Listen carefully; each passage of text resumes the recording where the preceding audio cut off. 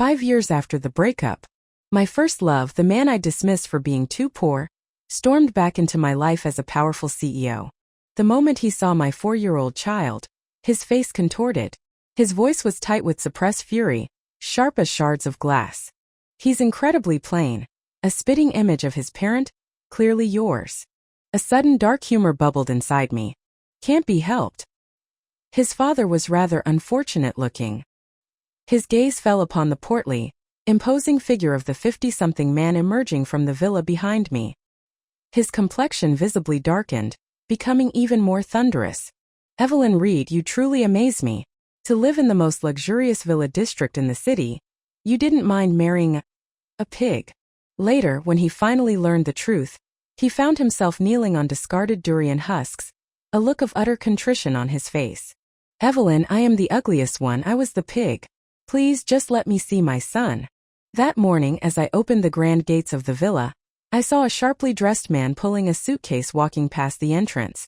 I hadn't anticipated seeing Ethan Blackwood, my first love and ex-boyfriend of 5 years, under such circumstances. Remembering the acrimony of our breakup, I instinctively started to retreat back inside. But his eyes, still as sharp as I remembered, spotted me. He stopped, called out my name, and approached with a look of disbelief that quickly turned scornful. How are you living here? His tone was laced with an undeniable implication that I was utterly undeserving of such a place. A cold laugh escaped my lips. What? Is there a problem? He was about to retort when footsteps echoed from inside the villa. Ethan watched as the 50-something man, Mr. Thompson, the manager from my company's tech department, descended the stairs from the second floor. Ethan's face instantly clouded over. Who is that? Are you married? I remained silent, offering no explanation, the privacy of my life something I wasn't inclined to share with him. Ethan's expression froze, then plummeted into an icy glare. Evelyn Reed, I underestimated you. You'd marry a literal pig just to live in the most exclusive villa district in the city.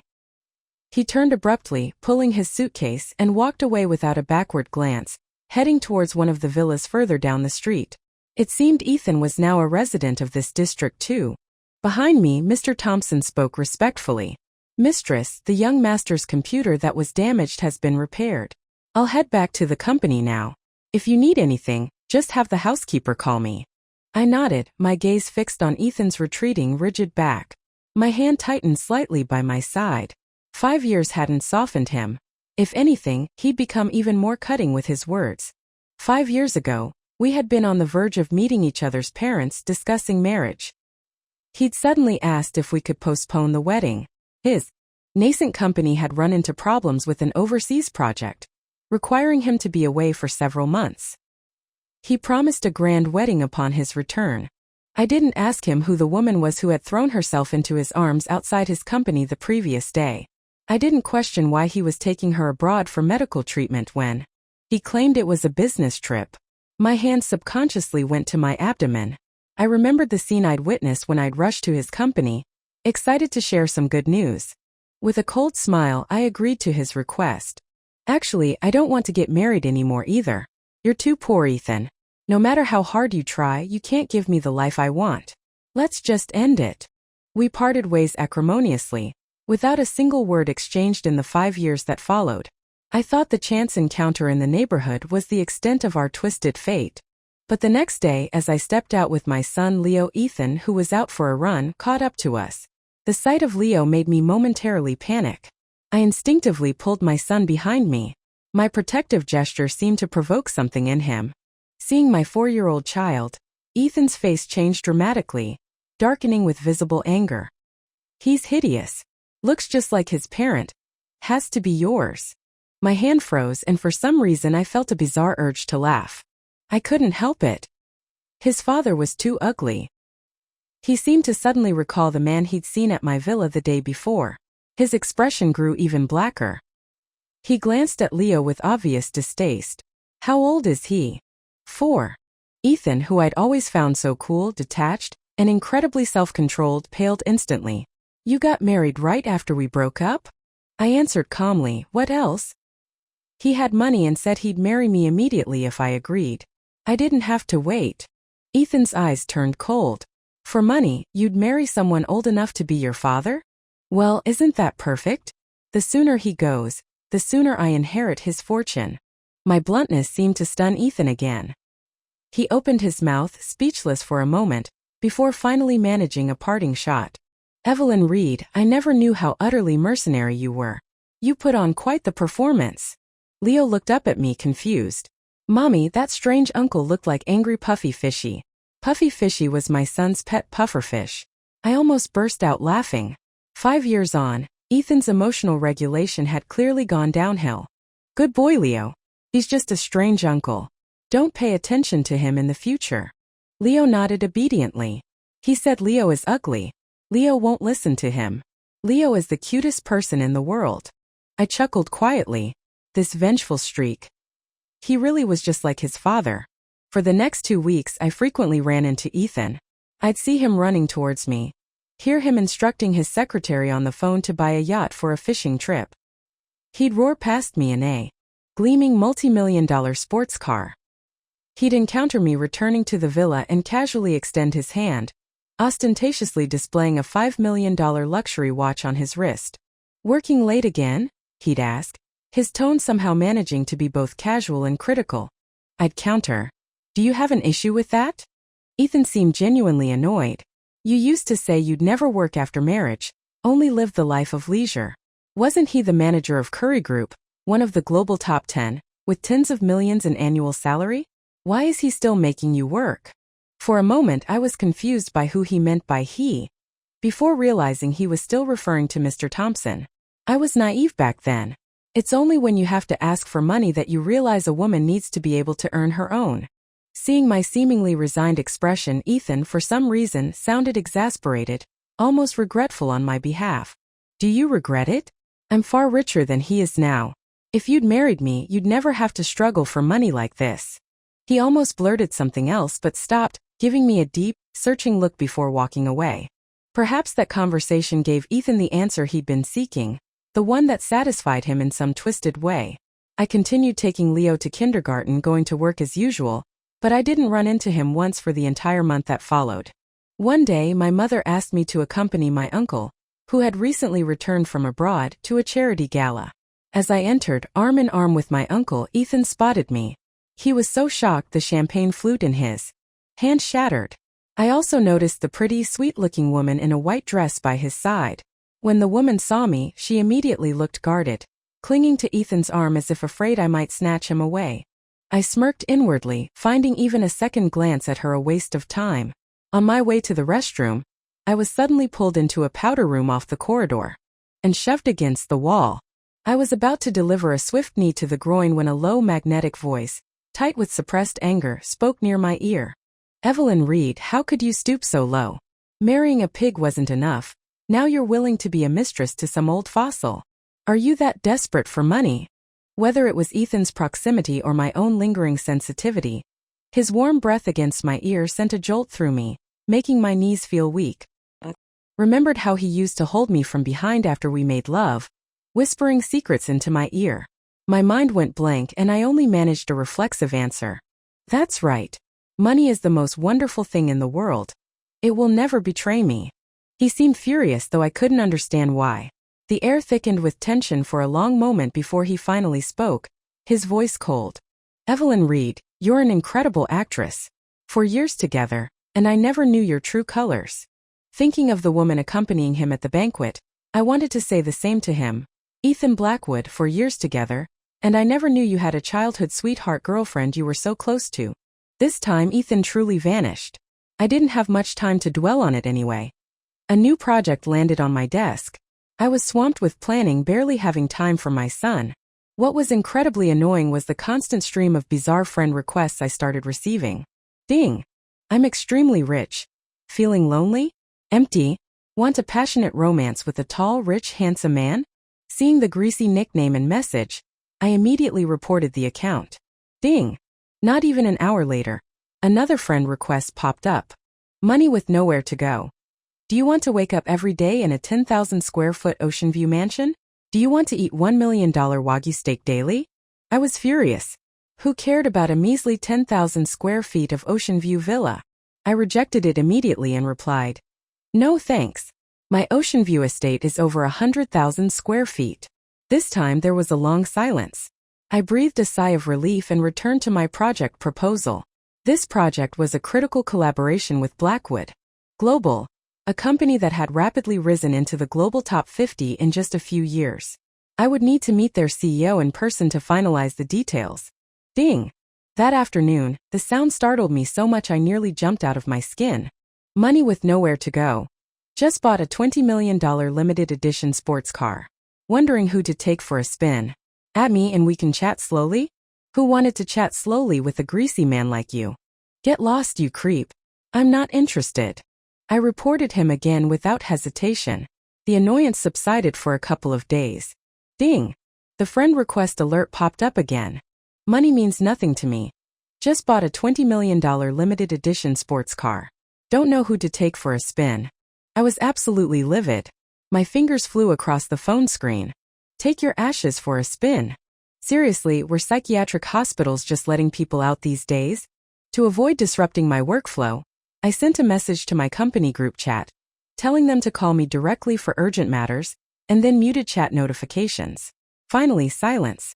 I worked relentlessly for 2 weeks, finally completing the proposal and project documentation.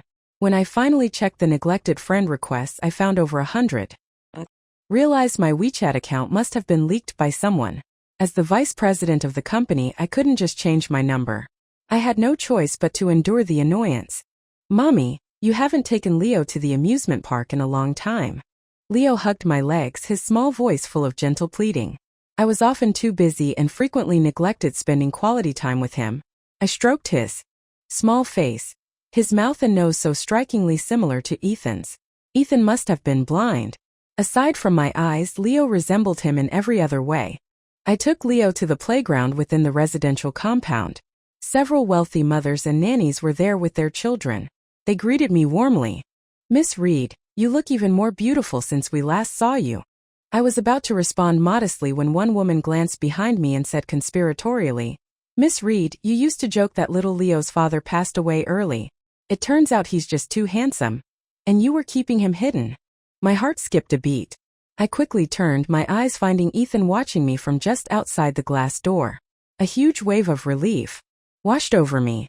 Thank goodness he was outside and couldn't hear a thing. Seeing him about to enter, I quickly stood up and walked out. Ethan had clearly come looking for me.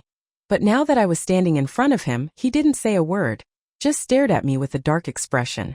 "What kind of work are you doing now? Why are you staying up so late every night?" I was surprised. How did he know I was staying up late? "What does that have to do with you?" My dismissive attitude seemed to irritate him. "Can't you just talk properly? I came to see you about something. My company just moved back to the country and needs a highly capable special assistant. Back in university, you were the top student in the finance department for 4 years. That proves your ability. I'd like to offer you a high-paying position as my special assistant." Mentioning university, I was top in finance and Ethan was a genius in computer science. Even before graduating, he designed several small games that sold for tens of millions. His company, named Evelyn Wood, a blend of Evelyn and Blackwood, though he'd called it Iman at the time, received contracts worth over $100 million before he'd even graduated. He was also the recognized campus heartthrob. Countless girls at the school were infatuated with him. When they learned I was his girlfriend, their jealous stares could have pierced me like a sieve every single day. But over the years, Ethan seemed to have changed the name of the company he'd named after us. I hadn't heard of Evelyn Wood Company since. Thinking about it, I felt a strange pang of sadness in my heart. Sorry, I'm not looking to switch jobs. What was he thinking? Leave my own company to be his assistant? Name your annual salary, Ethan declared, a hint of arrogant confidence in his voice. I decided to go for the absurd. 100 million. To my surprise, Ethan agreed without a second thought. Start tomorrow. As if afraid I'd change my mind, he turned and walked away with a determined stride. I immediately wanted to chase after him to explain. Mommy, are we going home? Leo's voice delayed me. That night, I deeply regretted my glib answer. Now I stared at the grayed-out profile picture I had blocked 4 years ago, debating whether to add him back. It was almost 2 a.m. My first presentation to Blackwood Global was the day after tomorrow. I needed to review all the materials tonight. With a decisive click, I unblocked Ethan, added him back, and immediately sent a message. I can't be your assistant.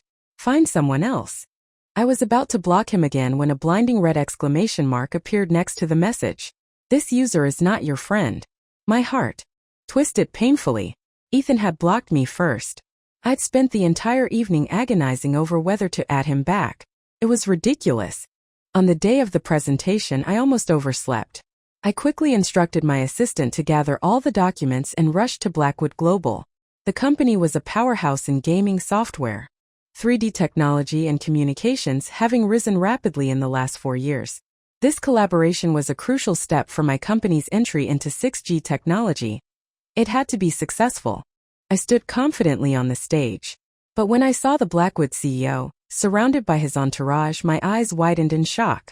Ethan stood tall and lean in a custom-tailored suit, his features sharp, his outline distinct and handsome. He exuded a powerful aura, unlike any Ethan I had ever seen. I couldn't believe he had achieved such incredible success in just 5 years. My mind went completely blank. But then I saw the woman in the white dress, Chloe Davis, trailing behind him, his secretary and childhood friend. All the blood drained from my body. Throughout the presentation, I spoke flawlessly, not making a single error. Even with Ethan's deep eyes fixed on me the entire time, I maintained my composure. After the meeting, Ethan left without a word, his expression unreadable. The people from both companies exchanged awkward glances. The atmosphere was thick with uncertainty. A cold sneer formed in my heart. Given Ethan's apparent disdain for me, this collaboration was likely doomed. I packed my materials ready to leave with my team. Suddenly, Chloe Davis, Ethan's childhood friend and secretary, blocked my path, her lips pressed together tightly. Her eyes held a mix of resentment and defiance. Miss Reed, Mr. Blackwood asks that you go to his office to discuss the collaboration. Mr. Blackwood? How intimate. As I was about to enter, Chloe whispered beside me. Miss Reed, don't forget, you were the one who abandoned Mr. Blackwood. A cold laugh rose in my chest. Without giving her another look, I walked into the office. Ethan was seated in the CEO's chair, wearing frameless glasses, reviewing documents as if I weren't there. Despite the years of separation, I had to admit he looked incredibly attractive. And yes, I dared think it sexy, focused on his work. It reminded me of how I used to get lost watching him code at his desk back in university. I stood by the door for a moment, staring, a sense of déjà vu washing over me. Mr. Blackwood, Miss Reed, would you like some coffee? Chloe's soft, solicitous voice shattered the moment. I walked forward and sat across from Ethan, glancing at Chloe standing beside him. Ethan seemed to sense my presence. He waved a dismissive hand. You can go. Mr. Blackwood, I'm your secretary. I should stay and take notes, Chloe stated, trying to sound professional. I nearly scoffed out loud. Secretary? More like the CEO's wife. Before I could say anything, Ethan frowned, his voice chilling slightly. I told you at the office you call me Mr. Blackwood. You can go, there's nothing to record. Chloe's face paled. She shot me a resentful, hurt look before reluctantly leaving. I got straight to the point. Mr. Blackwood, regarding this collaboration, why didn't you come yesterday? Do you know I waited for you here all day? Ethan interrupted me abruptly. I thought of the message I couldn't send the day before. I sent you a message saying I wasn't suitable for the assistant position, but you had already blocked me. How could that be? He picked up his phone, seemingly intending to show me, but stopped short at whatever he saw on the screen, putting it back down quickly. My peripheral vision caught a glimpse of the screen. A picture of a man and a woman embracing. Even without a clear look, I knew with absolute certainty who the woman was. I felt a surge of bitter irony. It had taken me months to convince him to use my picture as his screensaver back then. After we broke up, I suppose he was probably happy he could finally change it. Why didn't you just call? His voice pulled me back. I deleted your number. And who knows if you changed phones? Ethan's lips thinned. His deep eyes held my gaze coolly. He often went silent like this when he was angry. This wasn't the time to push the collaboration. Talk. I worried he'd just reject it outright, leaving no room for negotiation. I was about to find an excuse to leave when he unexpectedly spoke. The proposal is good. I'll have someone handle the handover and follow up. As I left, he added, his tone heavy with sarcasm, I didn't realize you were so capable, a vice president at your husband's company. No wonder you turned down $100 million annual salary. It took every ounce of my self-control not to slap that handsome face of his. Had Ethan spent his time abroad learning how to be a master of passive aggression? Thinking of the smooth progress of the collaboration, and the potential profit of over $1 billion lifted my spirits slightly. But just a few days later, ding! That familiar, irritating sound chimed again. Ethan Blackwood, it's Ethan. Why did you block that number? I paused surprised. Then relief washed over me. At least it wasn't another one of those ridiculous spammy friend requests. I hesitated for a minute before finally accepting his friend request. After all, we were collaborating now. I expected him to send something, anything. But 3 days passed, and besides the initial message, there was nothing. I couldn't help but scoff at myself. What was I even expecting? Life returned to a semblance of calm. I adjusted, determined not to let Ethan affect me anymore. But late one night, I received a call that I never could have anticipated. A request to come to the police station to bail out Ethan Blackwood. The number on the screen was one I recognized instantly, the one he used to always have. Upon arriving at the police station, I learned that Ethan had severely beaten Mr. Thompson, my company's tech manager, at a high-end club. Mr. Thompson, already portly, now looked like a literal pig's head, swollen and bruised. When Ethan saw me, he pointed at the manager and launched into a furious tirade directed at me. Evelyn Reed, did a dog eat your judgment? This piece of trash, and you still haven't divorced him? Are you keeping him for his funeral? Do you know how many mistresses he keeps? Do you know what he says about you behind your back? He calls you a faded hag, says he's completely sick of you, can't even look at you without wanting to vomit, says he wishes you just die already. I raised an eyebrow, not quite processing his outburst. Mr. Thompson, his face swollen and indistinct, struggled to mumble a defense. Ms. Mishtresh, I neva shade those she things. He's lying. Translation. Mistress, I never said those things, he's lying. You dare deny it? Ethan rolled up his sleeves, ready to hit him again.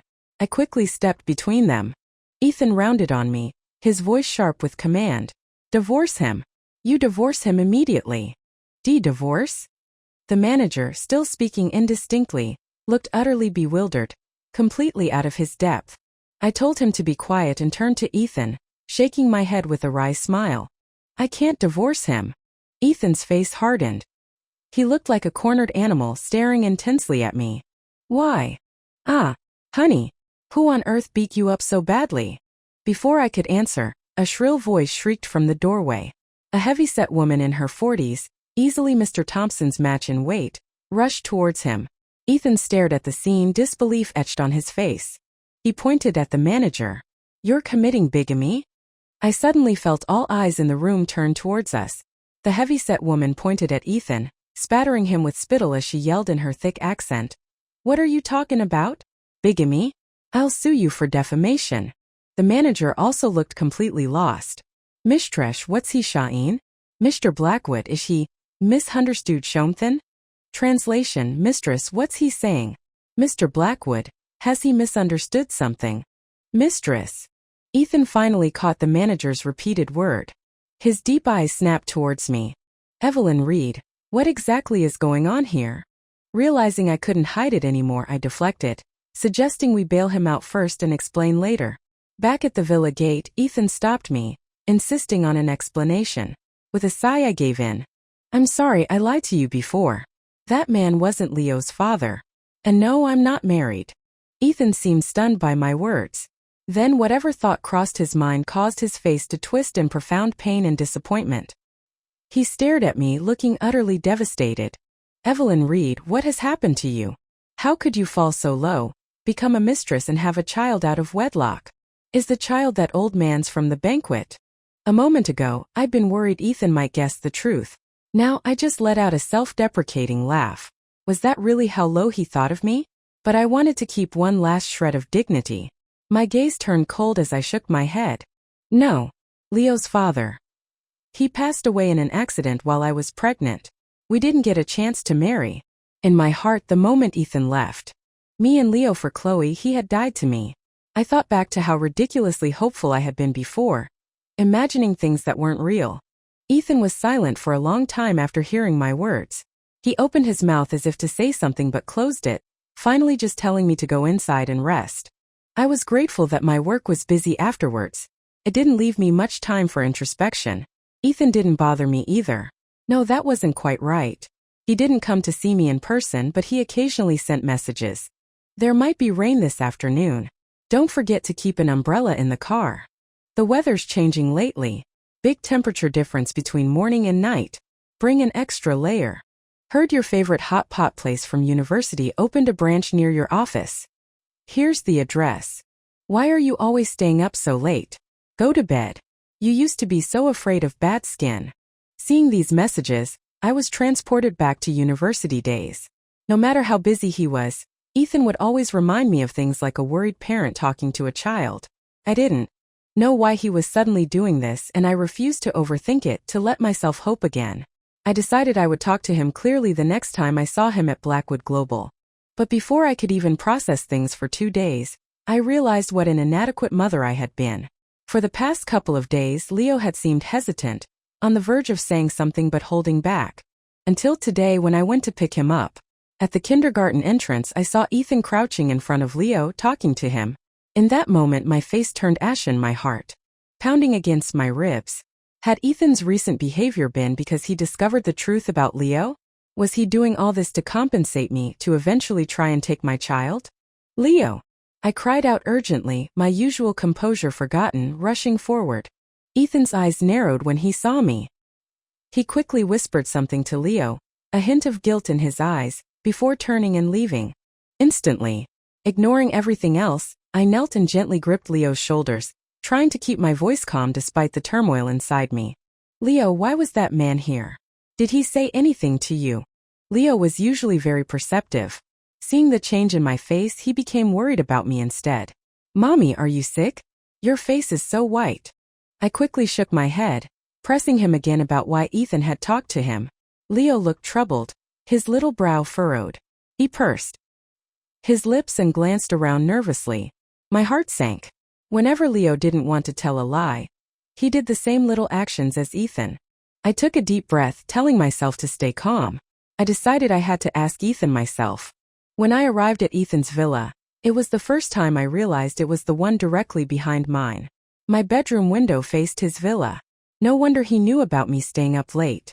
After knocking and the door opened, I had already composed myself, planning what to say.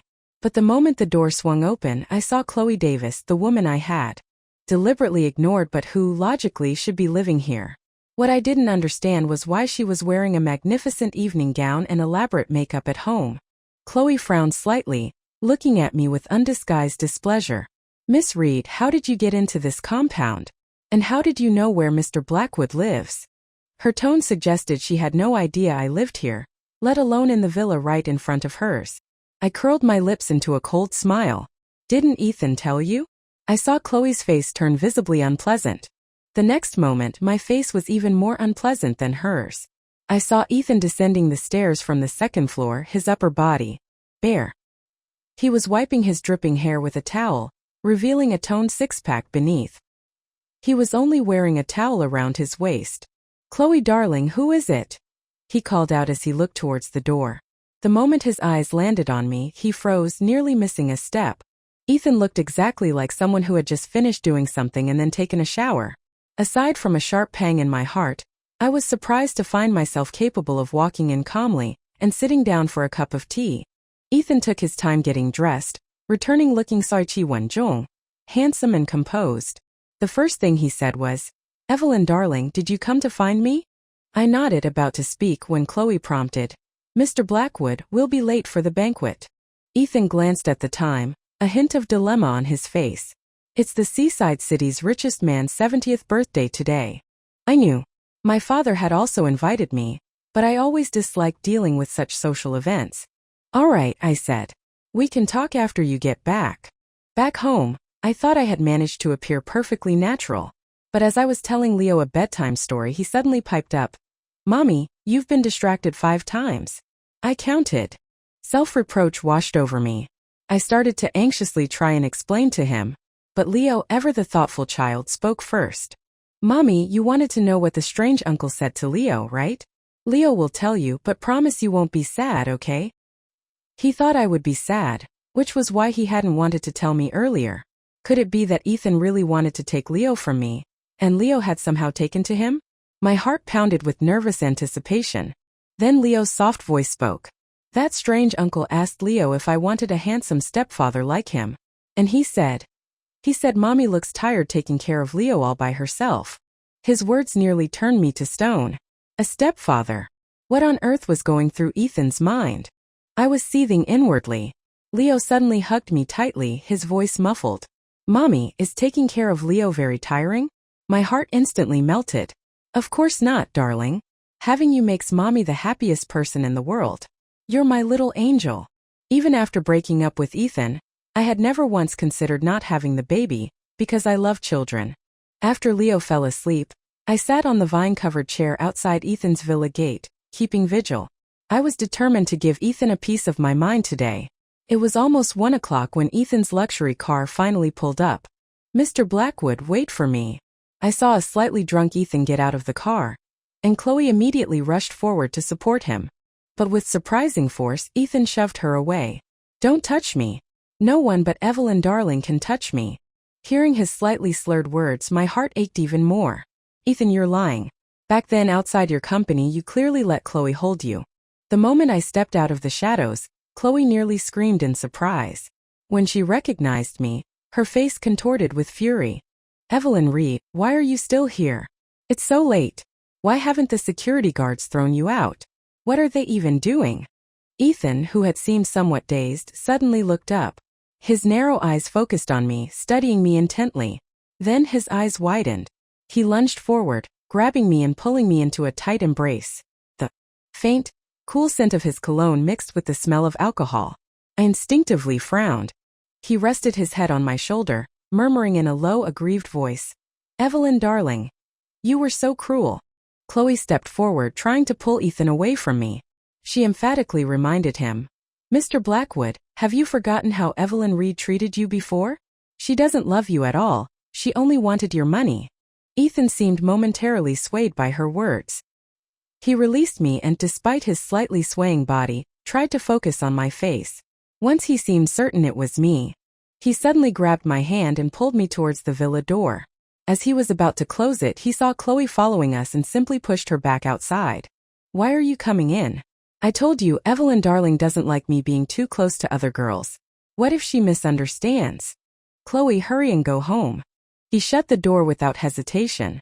Then, looking incredibly happy, he pulled me through the villa, showing me around. I'm rich now, Evelyn darling. Look, I bought this villa, it was 50 million. This is Tang Dynasty porcelain, this is Song Dynasty porcelain, a gilded glass goblet. And upstairs there are treasures. I bought that purple iris jade hairpin you used to talk about wanting. I had it auctioned overseas for you. I allowed Ethan to pull me unsteadily up the stairs, letting me sit on his bed. He knelt in front of me, presenting a box like a child showing off a prized possession. Evelyn darling, quick look. Do you like it? I stared at Ethan, my heart inexplicably moved. The purple iris jade hairpin only cost a few million.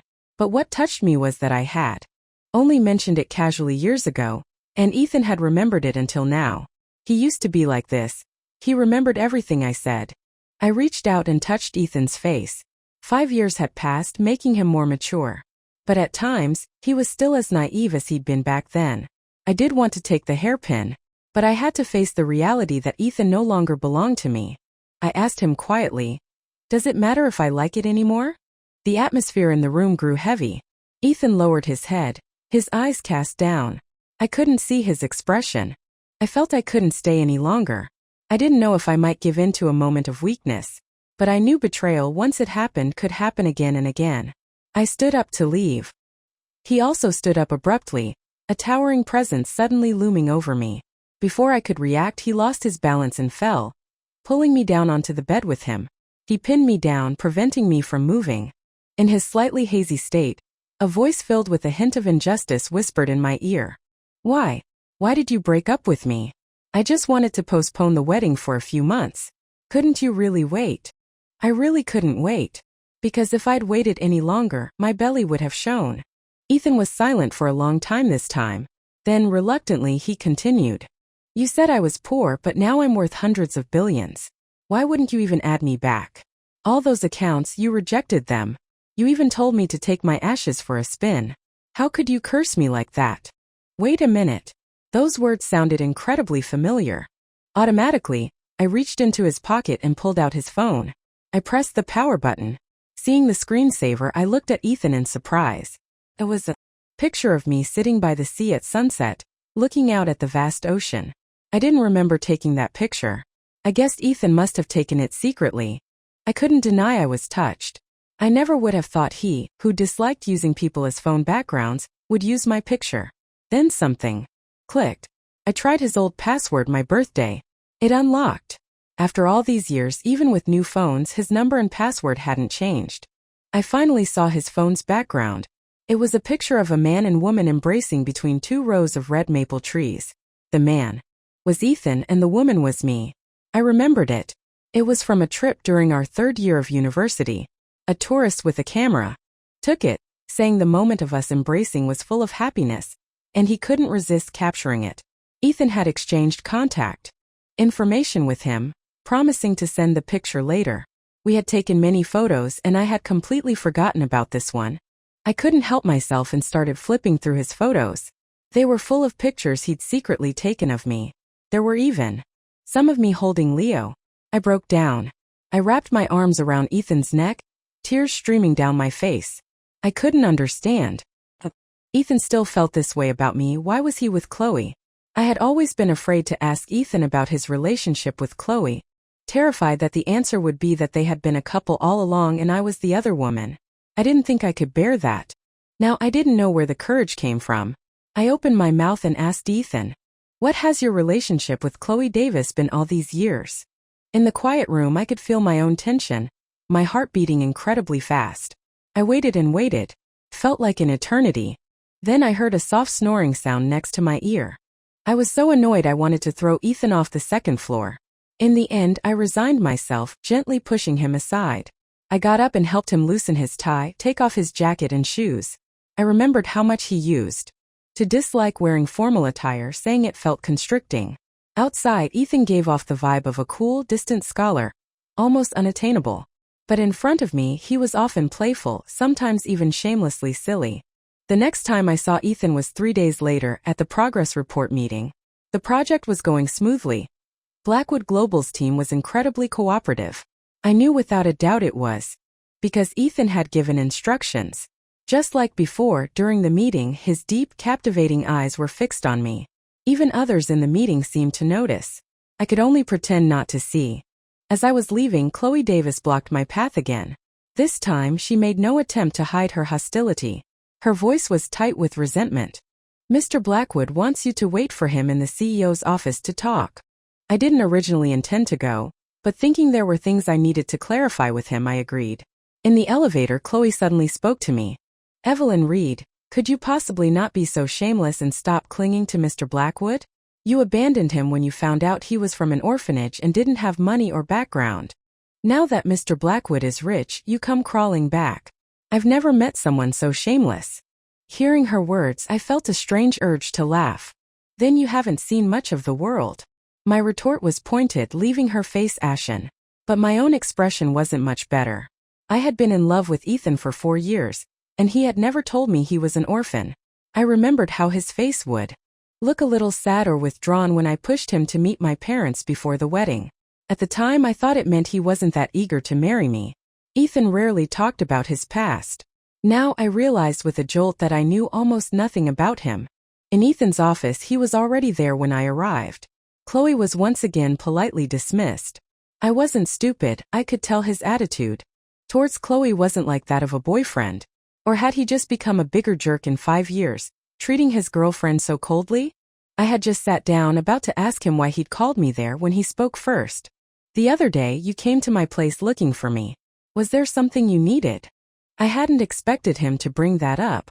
Thinking of Leo's words about Ethan asking if he wanted a stepfather, the pictures on his phone that night, and the barrage of annoying friend requests from what I now suspected were him, I was momentarily speechless. I couldn't exactly yell at him for being pathetic and only thinking about being someone else's stepfather. Don't say things like that in front of Leo in the future. Ethan's face stiffened noticeably, a hint of embarrassment in his eyes. You know. He instinctively pushed up his glasses, then continued. So what do you think? I frowned, confused. Think about what? Ethan cleared his throat, sounding a little sheepish. About me being Leo's stepfather. I've realized I actually quite like children. I couldn't help but raise an eyebrow. I seemed to recall someone saying the first time he saw Leo that he was ugly. He immediately responded, I like ugly kids. A vein throbbed in my temple. Did he really think Leo was ugly? I gave him a straightforward refusal. No. I still need to find someone I know inside and out. Ethan looked visibly hurt. I'm not transparent enough? I instantly disagreed. How can you say that? You expect me to be transparent? Did you tell me Chloe was your childhood friend? Did you tell me you were an orphan? I just found that out from Chloe. I've been so scared to even ask if you and Chloe were a couple in university, and if I was the other woman. After my outburst, I realized I had lost my composure. Seeing Ethan staring at me in surprise made me feel even more awkward. I picked up my documents, ready to leave. Just as I reached the door, Ethan's hand pressed against it, stopping me. I didn't turn around. He leaned his forehead against my shoulder, his low, pleasant voice husky. I'm sorry, I was too young back then. My pride was too strong. I didn't want people looking at me with pity or other strange looks because I was an orphan. And I especially didn't want you to look at me like that. But I promise you, Chloe has never been my girlfriend. I have never touched her. From the beginning to the end, I have only ever loved you. His words were incredibly moving. I couldn't help but challenge him. 5 years ago, the day before we broke up, you were holding Chloe outside your company. You even let Chloe stay at your villa. You're telling me you never touched her. You were even willing to postpone the wedding and lied about company problems to secretly take her abroad for treatment. You're telling me she's not your girlfriend. Ethan's body stiffened. Then he let out a long sigh. So that's it. You broke up with me because you saw Chloe hugging me at the company? But she just suddenly lunged at me. I didn't have time to dodge. I pushed her away immediately after. I know I shouldn't have hidden Chloe's illness from you, but she was a responsibility I couldn't shirk. I didn't tell you at the time because I promised her I wouldn't tell anyone about her illness without her permission, including you. I'm sorry. But Evelyn, darling, I didn't lie to you. The company did have huge problems back then, which was why I had to postpone the wedding. Taking Chloe for treatment was just a detour, something I had to do alongside the main business. And Chloe wasn't staying at my villa. She was just delivering the suit I needed for the banquet. I can swear on my life that I have never done anything to betray you. Evelyn, darling, do you really not trust me at all? He sounded incredibly sincere. But I thought of something else and let out a cold laugh. At the charity gala, you let Chloe hold your arm without a word. And that time at the villa, you knew Chloe was there and deliberately came out wearing just a towel after showering. You think I don't know what you were trying to do? Hearing me bring this up, Ethan actually seemed somewhat pleased. Evelyn, darling, I thought you weren't even jealous. Turns out you remembered all that. That time after my shower, I actually heard your voice and deliberately came out like that. But when you looked at me, I was so nervous I almost tripped and fell. To my chagrin, I found myself starting to believe him. As I left him with a condition. If you want to be Leo's stepfather, it's up to Leo to accept you. The next morning, Ethan showed up, dressed incredibly sharp, like a preening peacock. He said he wanted to take Leo and me to kindergarten. Along the way, he tried his best to charm Leo. But Leo, inheriting Ethan's stubborn streak, deliberately ignored him. After dropping me off at the company's underground parking garage, Ethan saw I was about to head up and suddenly complained that being ignored by Leo that morning had hurt him deeply and he needed a kiss. I realized he had somehow perfected the art of pushing boundaries. I raised my hand ready to slap him. My palm is itching for a kiss from your face, I said, my voice dripping with mock sweetness. Ethan's eyes lit up. He grabbed my hand and quickly kissed my palm, then sped off like a ghost was chasing him before I could actually slap him. I couldn't help but chuckle at his hasty retreat. After that, Ethan faithfully drove Leo and me to and from kindergarten, rain or shine. I already knew he had incredible perseverance. Even with Leo's initial stubbornness, Ethan eventually managed to charm him. There were a few times when Ethan had to travel for work, and Leo would ask me why the strange uncle hadn't come, wondering if he was sick. I started to suspect that at this rate, Ethan would win Leo over within a couple of months. Truthfully, I had to admit, I started looking forward to seeing Ethan too. I even began contemplating when would be the right time to tell Leo that Ethan was his biological father. A few days later, a serious call came through to my phone. It was from Blackwood Global. Vice President Reed, our collaborative project has been leaked. Someone registered a patent for the technology we developed ahead of us. As a competitor of Blackwood Global's. Now, you're being accused of leaking the information. We need you to come to the company headquarters. My face turned cold. I immediately headed to Blackwood Global. I expected to be met with cold stares, perhaps even outright accusations. To my surprise, while people looked at me with suspicion, no one said anything accusatory. The moment Ethan saw me, he only said one thing. "Evelyn, darling, I will prove your innocence." After saying that, Ethan turned back to the main monitoring station and started typing on the keyboard, his fingers flying so fast they were a blur. On the screen in front of him, lines of code generated rapidly. Blackwood Global employees watched him, their faces filled with admiration. It reminded me of how brilliant Ethan had been in university. I learned from the people around me that Ethan was working to recover deleted surveillance footage and trace where the leaked data had gone. After several hours, the lines of code vanished, and folders and video files began restoring in the blank space on the screen. They cheered. They quickly opened the videos. Everyone watched as Chloe Davis was shown acting suspiciously at a computer, sending files using an overseas email address to a competitor. Even worse, Chloe was seen telling the person she sold the data to accuse me of being the one who leaked it. Everyone immediately turned to look at Chloe. "You were the one doing it. You were trying to frame Vice President Reed." They had long been annoyed by Chloe acting like the boss's wife, constantly trying to appear intimate with Ethan even though he always seemed to keep his distance. Chloe's face turned utterly white. She suddenly spun around and ran, heading straight for the rooftop. I was stunned. What was Chloe thinking? She stood on the rooftop, apparently planning to use the threat of jumping to manipulate Ethan. The situation escalated quickly. Firefighters arrived and a crowd gathered below watching. To my frustration, several company employees were secretly recording or even live streaming. Chloe ignored it all.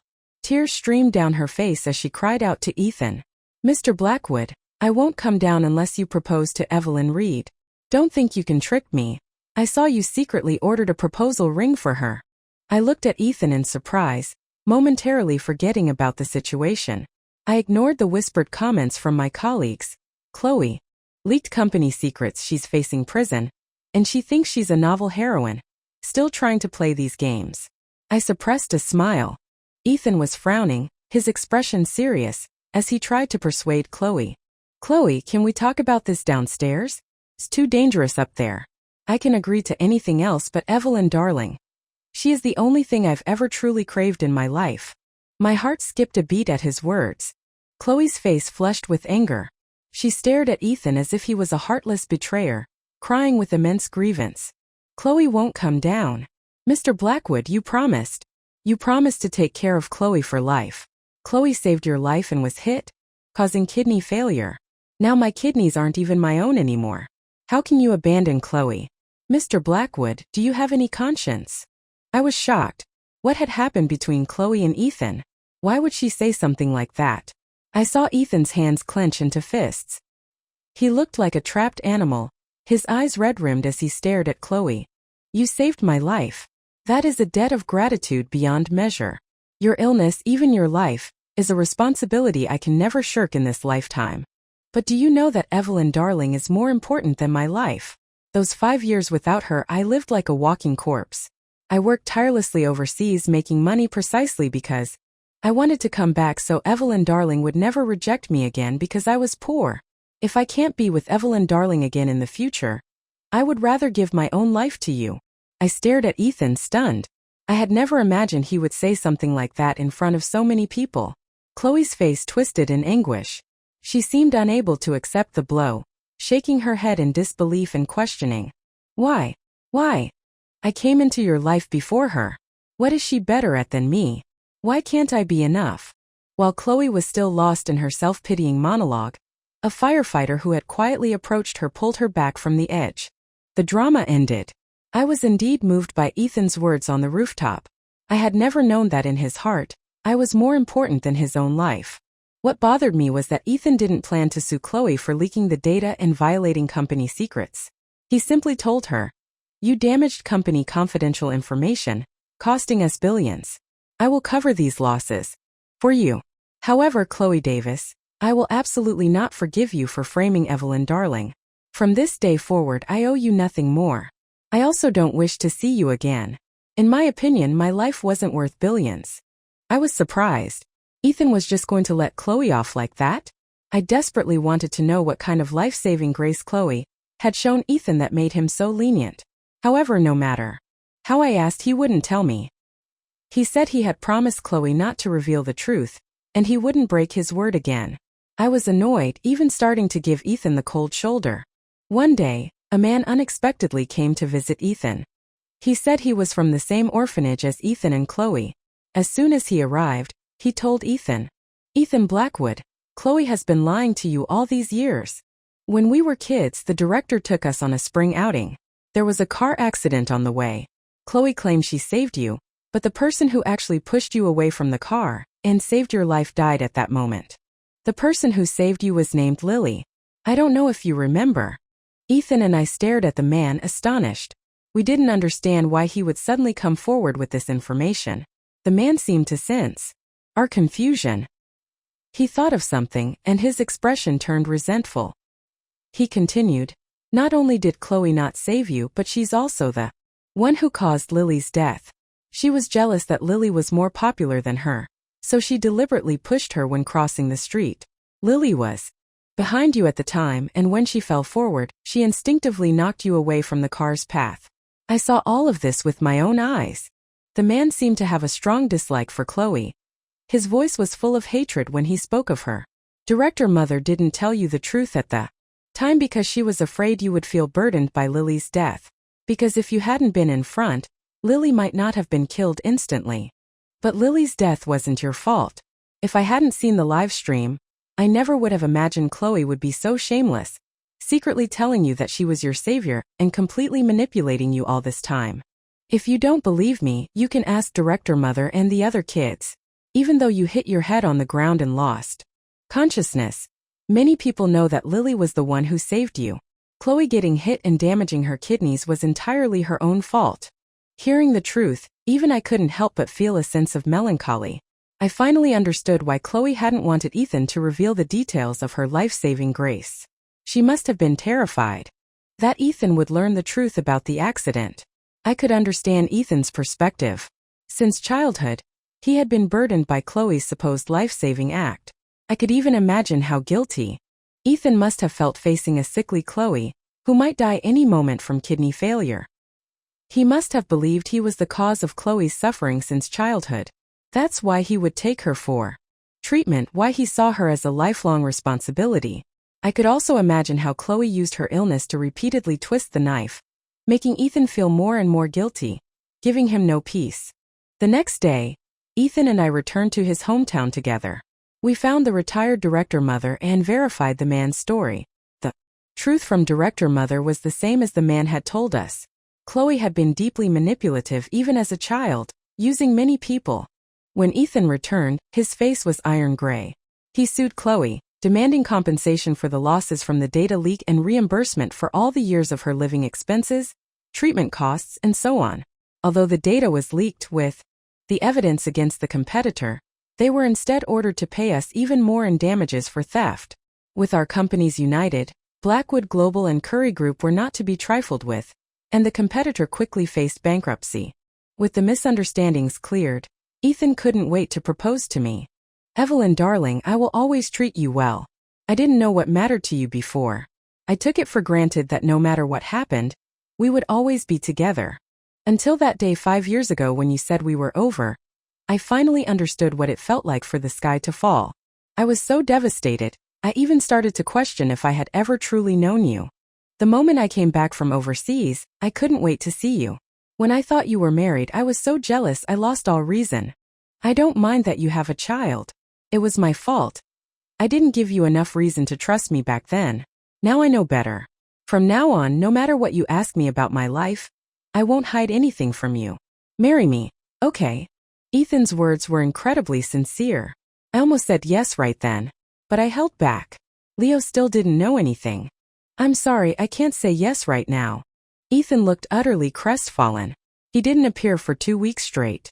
I felt a little self-mocking. Ethan was persistent in everything else, but when it came to me, he seemed ready to give up so easily. So, when my parents asked me to attend another banquet that was essentially a matchmaking event, I agreed. Evelyn darling, there will be many eligible bachelors there this time. Don't be so picky anymore.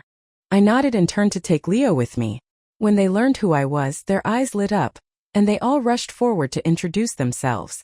That was until I pulled Leo forward. Sorry, I forgot to introduce you. This is my son Leo. My biological son.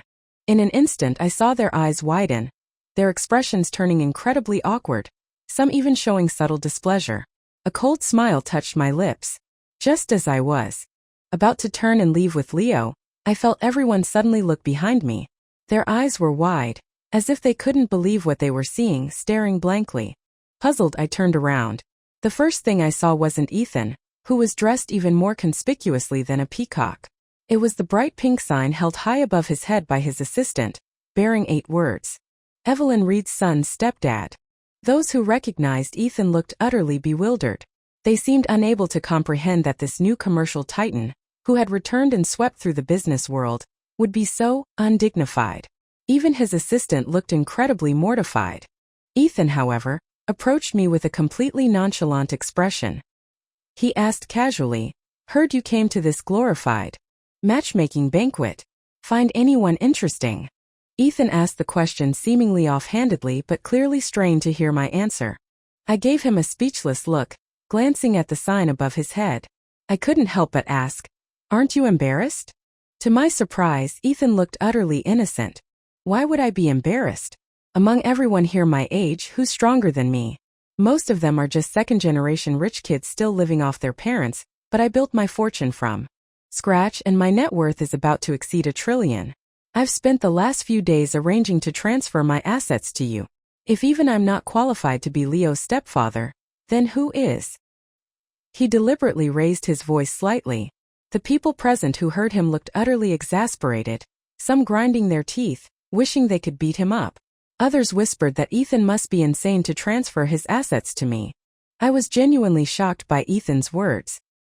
He hadn't been giving up on me during this time. He'd been arranging to transfer his assets to me? The elders on the second floor, including my father and uncle, seemed to finally notice the commotion downstairs. Evelyn darling, what is all this? Back at the family home, Ethan sat stiffly, looking more well-behaved than a primary school student. He had been visibly shocked when he learned my father was the chairman of Curry Group. Ethan kept glancing awkwardly at my uncle. Thinking of how he had once suspected I was my uncle's mistress still irritated me. To my surprise, my parents finished their tea and then dropped a bombshell. "We were wondering why you refused to get married for 5 years, even saying Leo's father had passed away. So many things happened. This child really. Did you think we were blind and couldn't see how much Leo looks like him?" Ethan's jaw nearly hit the floor when he heard that. He looked at me, then at Leo. When the realization finally dawned on him, he nearly jumped 3 feet high. He grabbed my hand excitedly. "Evelyn darling, tell me, what's going on with Leo?" "He's my son, isn't he?" Before I could answer, Leo suddenly pouted, stomped up the stairs, and locked himself in his room. I knew Leo was upset that I had lied to him about his father being gone. I quickly went up to apologize. Secretly, I was quite pleased that Leo was ignoring Ethan. He deserved it for being so venomous before. He had only remembered the one thing I said during our breakup, that he was too poor. He came back and immediately assumed I had married a pig for money and become a mistress. I could forgive him for being manipulated by Chloe because of his guilt over the supposed life-saving debt. But I hadn't forgotten how Ethan had misunderstood me. I still held on to that resentment. Before Ethan could even try to coax Leo, he noticed me standing nearby, looking amused. Although his emotional intelligence was genuinely low, he seemed to sense that my anger hadn't completely dissipated. Ethan, heaven knows what he was thinking, went downstairs, grabbed some durian husks, and knelt in front of me. Evelyn, darling, I was wrong. I know Leo listens to you the most. Please let me see him. I haven't even had a good look at my son yet. My family and I were stunned. Those were real durian husks. Kneeling on them for more than a few minutes would leave his knees bloody. I had no choice but to knock on Leo's door and ask, Leo, can you tell Mommy why you locked yourself in? Ethan and my family all leaned in, ears perked. A moment later, Leo's soft voice came from behind the door, full of grievance. The strange uncle said I was ugly, and Mommy, you said I looked ugly because I looked like my father. Leo didn't believe it back then because everyone said I was as handsome as you, Mommy. Leo didn't think Mommy was telling the truth, boo-hoo-hoo. Grandpa and Grandma said Leo really looks like his father. Leo is so sad. Leo is as ugly as the strange uncle. My eyes widened and I exchanged a look with Ethan. Then I nearly burst out laughing. Who would have thought that the trouble Ethan had caused himself would come back to haunt him like this? Was this the legendary karmic retribution? I tried to stifle my laughter. Ethan, however, was frantic. He quickly apologized to Leo through the door, telling him he was the cutest child in the world. Seeing that Leo still wouldn't open the door, Ethan looked like he wanted to slap himself. Leo, for once, was incredibly stubborn.